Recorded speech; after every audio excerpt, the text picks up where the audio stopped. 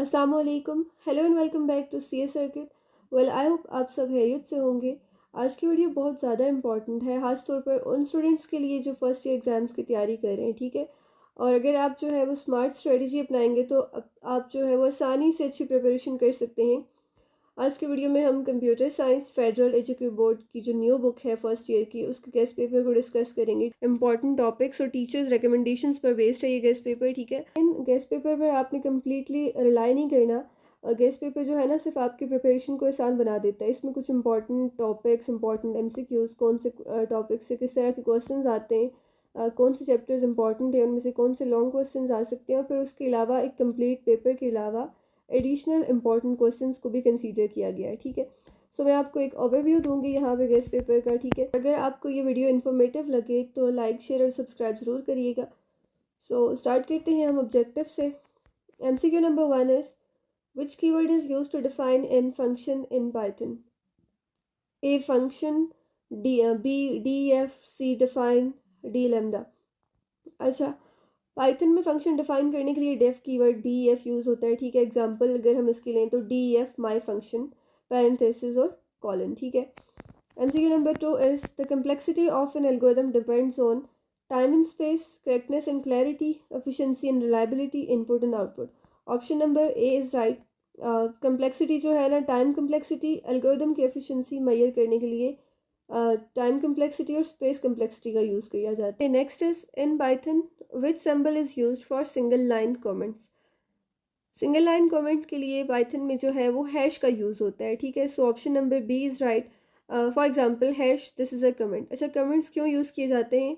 Comments basically program की readability को improve करते हैं, ठीक है। कमेंट्स में जो स्टेटमेंट्स लिखी होती है ना, वो आपको समझने में आसानी होती है कि इस लाइन ऑफ कोड में बेसिकली क्या परफॉर्म हो रहा है, ठीक है।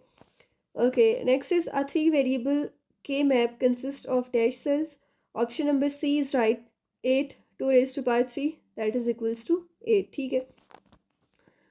What is not common type of malware? Virus भी एक malware है, worm भी, spyware भी. Last one option is right, firewall. Okay. Which type of loop is best for iterating a known number of times? Okay, इसका जो right answer है वो है for loop, ठीक है. Okay, next is exchange of information between IoT devices and end users is provided by cloud computing, big data analytics, embedded systems, communication protocols. Option number D is right. Communication protocols का use होता है जैसे कि MQTT और HTTP, ठीक है. What is the primary function of an operating system? Operating system का काम जो है ना, हार्डवेयर और सॉफ्टवेयर को मैनेज करना होता है, ठीक है, जैसे सीपीयू, मेमोरी और स्टोरेज वगैरह. So option number A is right. Manage hardware resources. Which of the following is not a programming language? Python, Java, Windows, C plus plus. Obviously option number C is right, Windows. Okay. What is the impact of digital divide on education? Okay, increased access to education, unequal learning opportunities, improved literacy rates, no impact.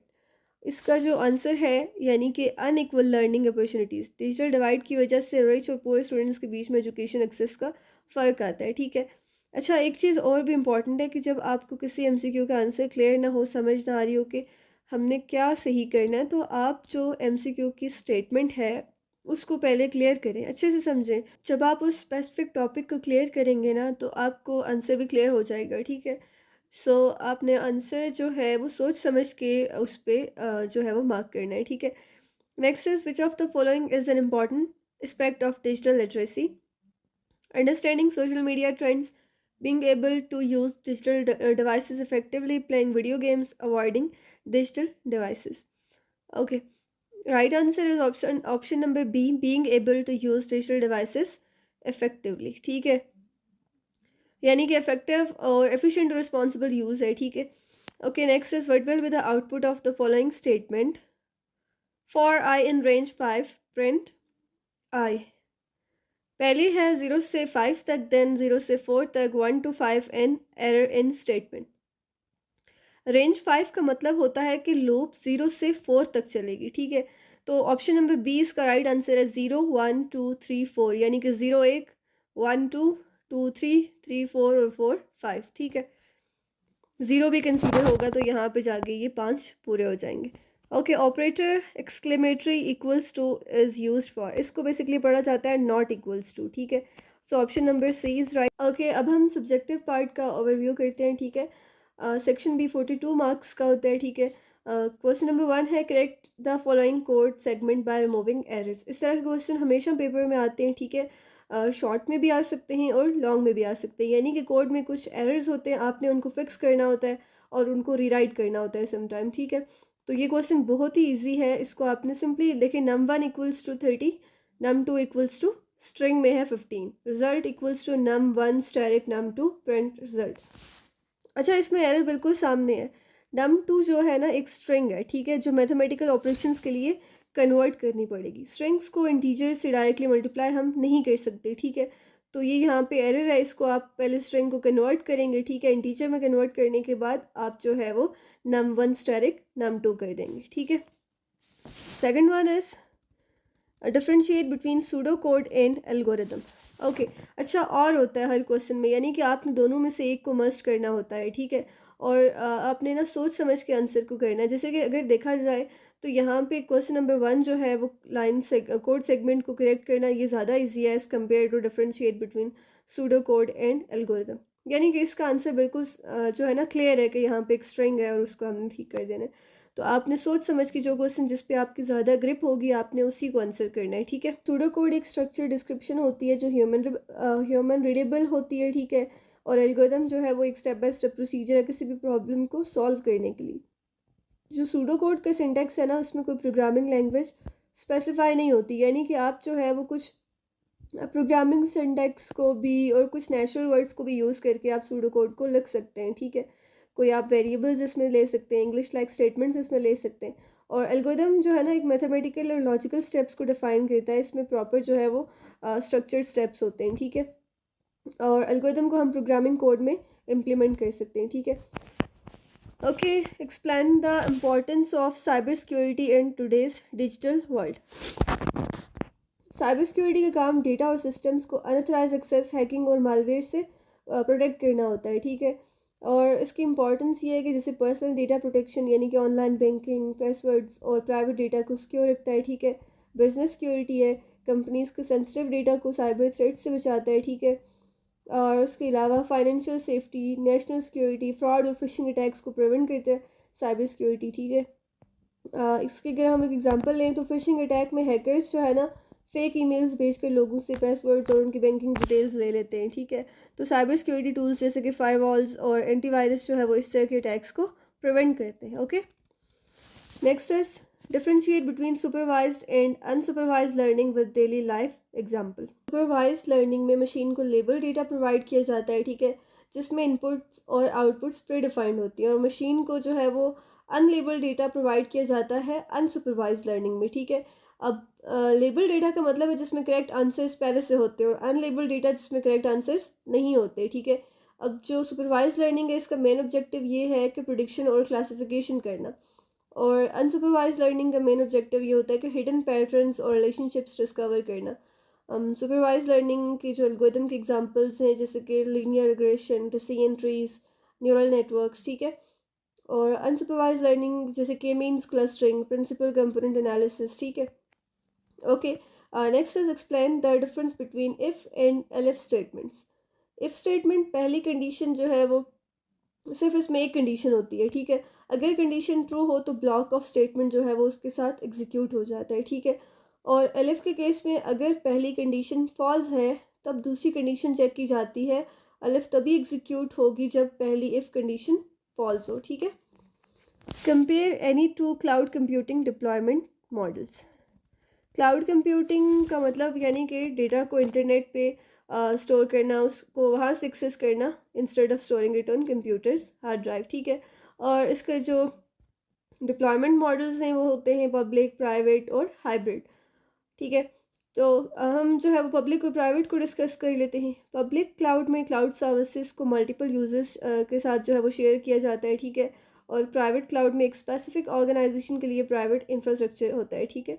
Public cloud की example जैसे कि Google drive, Amazon web servicing, ठीक है। और public cloud जो है ना कम secure है क्योंकि डेटा शेयर्ड होता है, जबकि जो प्राइवेट क्लाउड है वो गवर्नमेंट और एंटरप्राइज आईटी सॉल्यूशंस के लिए होता है, ठीक है। हाईली सिक्योर है क्योंकि डेटा एक ऑर्गेनाइजेशन के कंट्रोल में होता है, ठीक है। What is an array, how is it different from a list in Python. Array और लिस्ट जो है ना दोनों डेटा स्ट्रक्चर्स हैं, लेकिन उनका बिहेवियर डिफरेंट है। एरे सिर्फ सेम डेटा जो है वो सेम टाइप के एलिमेंट्स को इसमें स्टोर किया जाता है, ठीक है। और ये जो है वो न्यूमेरिकल ऑपरेशंस में जो है वो फास्ट होती है, ठीक है। और जो लिस्ट है ना मल्टीपल डेटा टाइप स्टोर कर सकता है, स्लोअर होती है ये एरे से, ठीक है, कुछ केसेस में। Okay, next is consider the following examples of scenarios and identify whether the waterfall or agile model would be the most suitable for development. A. Building construction, इसके लिए जो है वो वाटरफॉल मॉडल बेस्ड है, ठीक है, इसलिए कि इसमें step by step fixed phases होते हैं, ठीक है। वेब डेवलपमेंट के लिए जो है वो अजाइल बेस्ट है क्योंकि फ्रीक्वेंट अपडेट्स और फीडबैक रिक्वायर्ड होती हैं वेब एप्लीकेशन में। और मार्केटिंग कैंपेन के लिए भी अजाइल है क्योंकि स्ट्रेटजीज चेंज होती रहती हैं मार्केटिंग में, ठीक है। Alright, next is what are identifiers in Python, write any 2 rules for naming identifiers. Okay, identifiers Python में वेरिएबल फंक्शन या किसी भी एंटिटी का जो है ना नाम होता है, ठीक है, ये किसी वैल्यू या ऑब्जेक्ट को रिप्रेजेंट करता है, ठीक है। रूल 1 अगर हम देखें तो आइडेंटिफाइज अल्फ़ाबेट जैसे कि A to Z या अपर केस में या लोअर केस में A to Z, डिजिट्स होते हैं 0 to 9 या फिर अंडरस्कोर से स्टार्ट हो सकते हैं, ठीक है, लेकिन डिजिट से स्टार्ट नहीं हो सकते। फॉर एग्ज़ाम्पल लोअर केस में अगर हम लिखें या अपर में लिखें माई अंडरस्कोर वेरिएबल, ठीक है। रूल 2 ये है कि आइडेंटिफायर्स में स्पेशल कैरेक्टर्स जैसे कि $, परसेंटेज, @ इस तरह के कुछ स्पेशल जो साइंस होते हैं ना वो पाइथन के रिजर्व वर्ड्स यानी कि जैसे कि इफ़, एल्स, वाइल, फॉर, ये चीज़ें यूज़ नहीं कर सकते आप, ठीक है। For example student_name equals to Ali, अब ये तो सही है, लेकिन अगर हम लिख लें इफ़ या for equals to 20, that means कि ये इनवैलिड है क्योंकि इफ़ जो है वो रिजर्व वर्ड है, किसी स्पेशल टास्क को परफॉर्म करने के लिए फिक्स्ड है। Okay, next is why is testing important in software development. Testing का पर्पस बग्स को डिटेक्ट करना है ताकि हाई क्वालिटी सॉफ्टवेयर डिलीवर हो सके, ठीक है। इसकी इंपॉर्टेंस ये है कि आप इजीली जो है वो एरर्स को जल्दी आइडेंटिफाई और फिक्स कर सकते हैं, ठीक है। सिक्योरिटी और रिलायबिलिटी यानी कि टेस्टिंग इंश्योर करती है कि सॉफ्टवेयर सिक्योर है, और उसके अलावा टेस्टिंग से सॉफ्टवेयर फास्ट और एफिशिएंट बनता है, ठीक है। अच्छी टेस्टिंग से बेटर यूज़र एक्सपीरियंस मिलता है, ठीक है। जैसे कि अगर आप एक बैंकिंग ऐप प्रॉपरली टेस्ट ना करें तो सिक्योरिटी जो है ना लूप होल्स आ सकते हैं इसमें जो हैकर्स यूज़ कर सकते हैं, ठीक है। Categorize the following scenarios by identifying whether the linear or binary search algorithms is more appropriate choice. Also justify your answer. Okay, first one is bounded data ranges. इसमें ना सर्च एल्गोरिदम जो है वो लीनियर सर्च बेस्ड है। इसकी reason ये है कि जब डेटा स्मॉल हो या अनसॉर्टेड हो तब लीनियर सर्च जो है वो बेस्ट है। स्मॉल डेटा सेट्स के लिए भी लीनियर सर्च बेस्ट है, छोटी लिस्ट के लिए जो है ये फास्ट होती है, ठीक है, सॉर्टिंग की ज़रूरत नहीं होती। और लार्ज सॉर्टेड डेटा सेट्स के लिए बाइनरी सर्च बेस्ट है क्योंकि जब डेटा सॉर्टेड हो और लार्ज डेटा सेट हो तब बाइनरी सर्च फास्ट होती है, हर स्टेप में हाफ एलिमेंट्स डिस्कार्ड होते हैं, ठीक है। Okay, next is what will be displayed after executing the following statements. First one is x equals to apple, comma banana, comma mango. Okay, एक list है ये फर्स्ट वन, ठीक है, इसका जो है ना इसलिए आउटपुट होगा क्लास ऑफ लिस्ट, ठीक है। देन सेकंड है x equals to hello world print type x, एक स्ट्रिंग है इसलिए आउटपुट होगा क्लास str, ठीक है। और x इक्वल्स टू 20.5, ये एक फ्लोटिंग पॉइंट नंबर है इसलिए आउटपुट होगा क्लास फ्लोट, ठीक है। Okay, next is how can you add comments in Python and why are they necessary. Comments basically program की रीडेबिलिटी को इम्प्रूव करते हैं, ठीक है। पाइथन में कमेंट्स लिखने के लिए हैश सिंबल का यूज़ होता है, ठीक है। और इसमें ना कमेंट्स का पर्पस कोड को एक्सप्लेन करना होता है, जो कोड जो है रीडेबिलिटी और डिबगिंग में हेल्प करता है, ठीक है। अगर सपोज करते हैं कि कमेंट्स नहीं ऐड तो जो कोई न्यू है प्रोग्रामर या बिगनर है उनके लिए समझने में मुश्किल हो सकती है, और अगर कमेंट्स ऐड होते हैं तो आप इजीली प्रोग्राम को समझ सकते हैं कि कौन सी लाइन में क्या परफॉर्म हो रहा है, ठीक है। Draw graphical symbols of and not along with truth table. इसमें आपने सिर्फ ग्राफिकल सिंबल्स बनाने, एंड और नॉट गेट की, और उसका ट्रुथ टेबल भी बनाना है, ठीक है। यूनिट नंबर 1 में है ये। How do startups benefit the digital benefit from digital entrepreneurship. Digital entrepreneurship का मतलब है इंटरनेट और टेक्नोलॉजी का यूज़ करके नए बिजनेस स्टार्ट करना, ठीक है। स्टार्टअप के बेनिफिट्स क्या होते हैं कि लो इन्वेस्टमेंट इन हाई रीच, यानी कि डिजिटल बिजनेसेस को फिजिकल स्टोर्स की ज़रूरत नहीं होती, इसलिए कॉस्ट कम होती है और ग्लोबल ऑडियंस तक एक्सेस मिलती है, ठीक है। फिर उसके अलावा 24/7 अवेलेबिलिटी भी होती है। ऑनलाइन बिजनेसेस हमेशा ओपन रहते हैं जो रेवेन्यू बढ़ाते हैं, ठीक है। और मार्केटिंग और ब्रांडिंग, यानी कि सोशल मीडिया और डिजिटल मार्केटिंग से स्टार्टअप्स अपने ब्रांड आइडेंटिटी इजीली बिल्ड कर सकते हैं, ठीक है। Next is what are the key challenges faced by digital entrepreneurs. Key challenges यानी कि कंपटीशन बहुत ज़्यादा है डिजिटल बिजनेसेस में। कंपटीशन जो है ना, नए स्टार्टअप्स को अपनी जगह बनानी काफ़ी मुश्किल होती है। फिर साइबर सिक्योरिटी थ्रेट्स भी होती हैं, ठीक है। हैकिंग, फिशिंग जैसे इन चीज़ों का रिस्क होता है, ठीक है। डिजिटल मार्केट रैपिडली, आपको पता है, चेंज होती है, इसलिए नए ट्रेंड्स और जो है ना मार्केटिंग स्ट्रेटजीज़ को भी सीखना ज़रूरी होता है, ठीक है। डिजिटल स्टार्टअप्स को कस्टमर का ट्रस्ट जीतने के लिए अच्छी सर्विस और ट्रांसपेरेंसी जो है वो प्रोवाइड करनी होती है। लेट्स सपोज एक नया e commerce business customer service अच्छी ना दे तो लोग ट्रस्ट नहीं करेंगे और वो फेल हो सकता है, ठीक है। Okay, convert the following Boolean expression to the logic circuit. यहाँ पे जो है ना हमारे पास X Y Z plus X Y bar Z plus X bar Z, तीन आपके पास इनपुट्स हैं, ठीक है। एक्स वाई जी, यानी कि ये कौन सा गेट है, एंड गेट है। तीन आपके पास यहाँ पे बनेंगे एंड गेट, ठीक है। और लास्ट में आप जो है वो एक और गेट बना के इनपुट को कंकैटिनेट कर देंगे, ठीक है। जो है वो इनके ग्राफिकल सिंबल्स का यूज़ करते हुए, ठीक है। यूनिट नंबर 1 में है ये, ठीक है।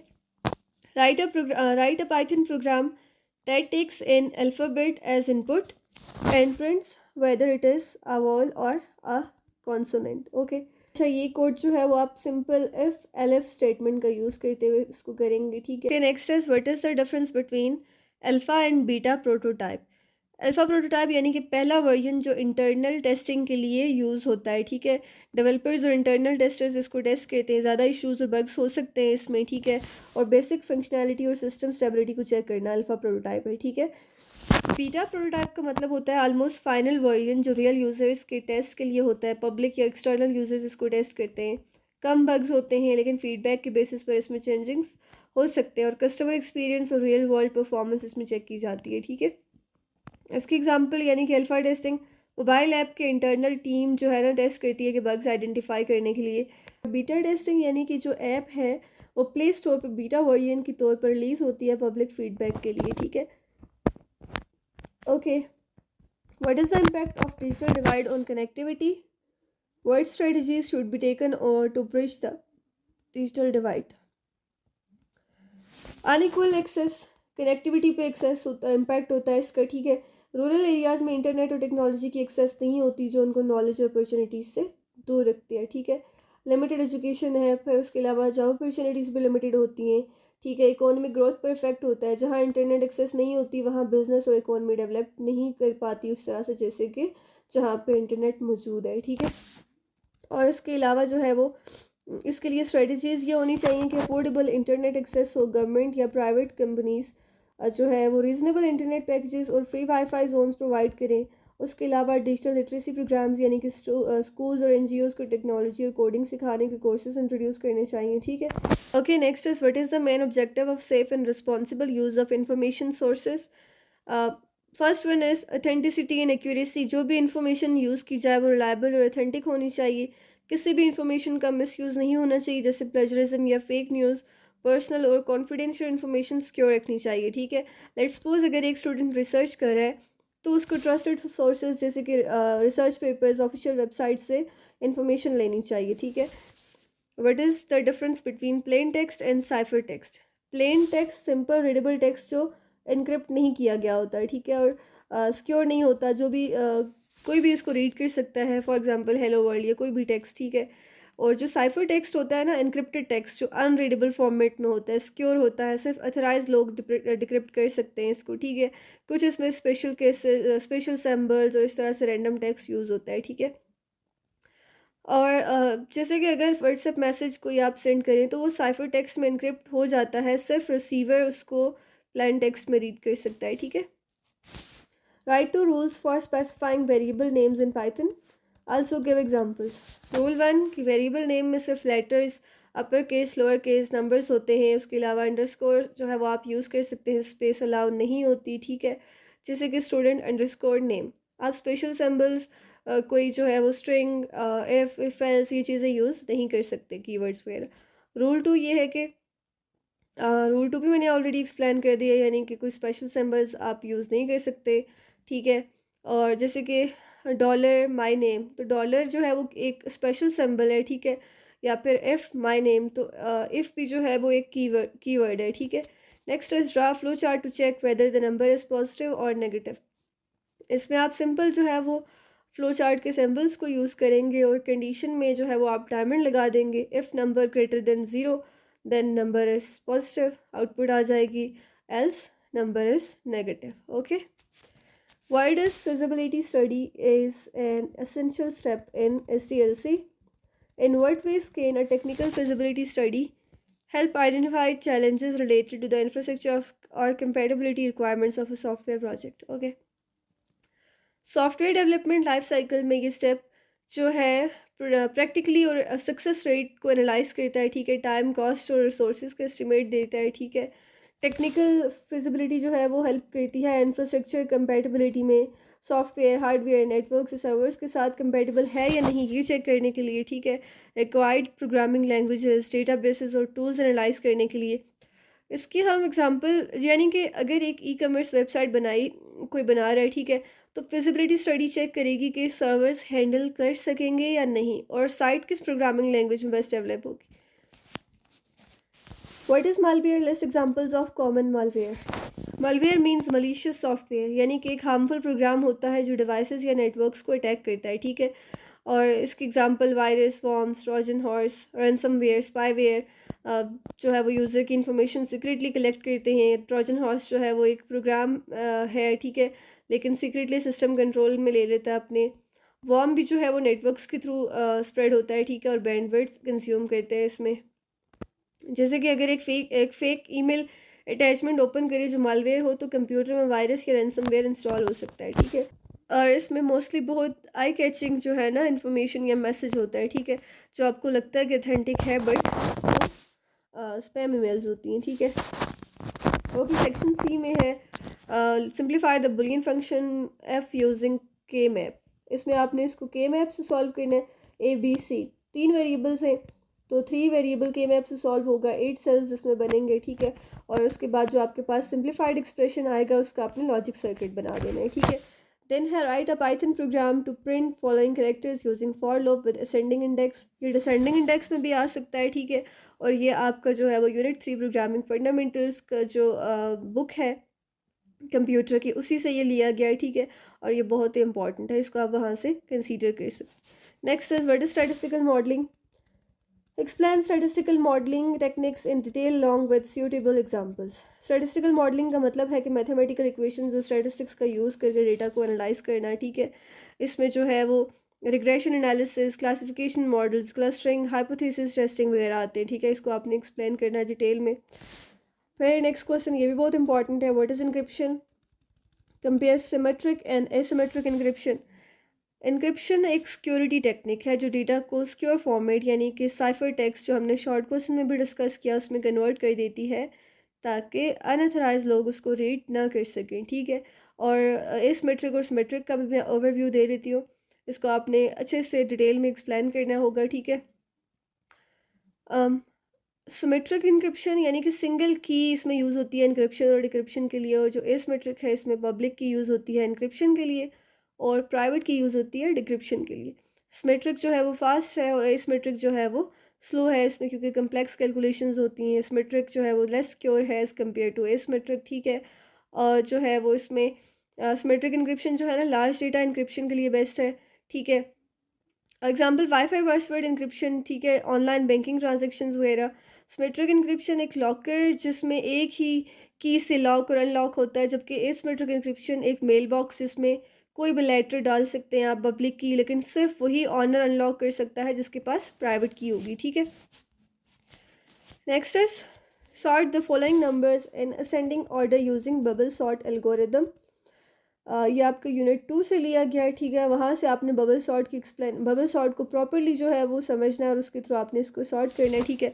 बबल सॉर्ट जो है ना एक कंपैरिजन बेस्ड सॉर्टिंग एल्गोरिदम है जो एडजेसेंट एलिमेंट्स को कंपेयर करके स्वैप करता है ताकि लार्जेस्ट एलिमेंट्स या लास्ट पोजीशन पर चला जाए, ठीक है। और ये जो प्रोसेस है ना हर आइट्रेशन में लास्ट सॉर्टेड पोजीशन तक रिपीट होता है। Write a Python program to count even and odd numbers in a list by using while loop. ये भी आपने यूनिट नंबर 3 से करना है, ठीक है।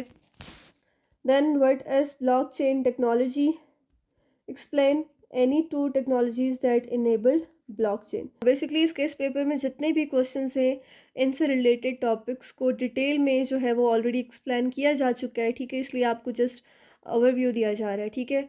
ब्लॉकचेन एक डिसेंट्रलाइज लेजर है जो ट्रांजैक्शन को सिक्योर और टेम्पर प्रूफ वे में रिकॉर्ड करता है, ठीक है। इसमें जो है ना दो टेक्नोलॉजीज़ हैं, क्रिप्टोग्राफी और डिस्ट्रीब्यूटेड लेजर टेक्नोलॉजी, ठीक है। इसको आपने डिटेल में एक्सप्लेन करना है। Then last question is what is cloud computing? Explain cloud computing, types of cloud computing models. Cloud computing means to store and access data on internet. Cloud computing जो है ना वो इंटरनेट के through computing services को provide करता है, ठीक है। और इसकी जो टाइप्स हैं वो हैं पब्लिक क्लाउड, प्राइवेट क्लाउड और हाइब्रिड क्लाउड। पब्लिक क्लाउड में सर्विसेज मल्टीपल यूजर्स के लिए अवेलेबल होती हैं जैसे कि Google drive, Amazon web services. Private cloud एक सिंगल ऑर्गेनाइजेशन के लिए डेडिकेटेड होता है जैसे कि बैंकिंग और गवर्नमेंट वगैरह के लिए, ठीक है। और हाइब्रिड क्लाउड जो है ना पब्लिक और प्राइवेट क्लाउड दोनों का कम्बिनेशन है। फॉर एग्जांपल कंपनीज जो कुछ डेटा प्राइवेट क्लाउड में और कुछ डेटा पब्लिक क्लाउड में स्टोर करती हैं, ठीक है। ओके इस गेस्ट पेपर के एंड पे कुछ एडिशनल इंपॉर्टेंट क्वेश्चंस भी कंसीडर किए गए हैं, ठीक है। तो इनको भी आपने बहुत अच्छे से जो है वो अपनी तैयारी में कंसीडर करना है, ठीक है। जैसे कि differentiate between analog and digital signals, list of Python frameworks for web development, where we prefer to use binary search algorithm over linear search, explain the concept of a firewall and its role in network security, how data is represented in digital computer, briefly explain scalability and reliability in bus and ring topology, what is cybersecurity, explain the need for cybersecurity, compare linear and binary search, implement an algorithm to print multiplication number of a table in reverse order, write a Python program using if elif else, differentiate between local and global variables, purpose of correlation and causation, data collection methods, ठीक है। Importance of data products, purpose of import matplotlib and scatterplot, big data analytics, ठीक है। State to positive and negative impacts of AI systems, reliable information sources, why data source verification is important, list positive and negative impacts of computing on environment, explain any two technological innovations in today's digital world, differentiate between prototype and simulation, what is the importance of prototyping in product development, explain the role of input function in Python, find the number 31 in the given array using binary search algorithm. Okay ये भी बहुत important question है, ठीक है। आपने इसको अपनी जो है वो पेपर की तैयारी में ज़रूर कंसीडर करना है, ठीक है। Right, thank you so much. So that was all about case paper of computer science grade 11th। Wish you best of luck for your exams. मिलते हैं नेक्स्ट वीडियो में, अपना ख्याल रखिएगा। अल्लाह हाफ़िज़।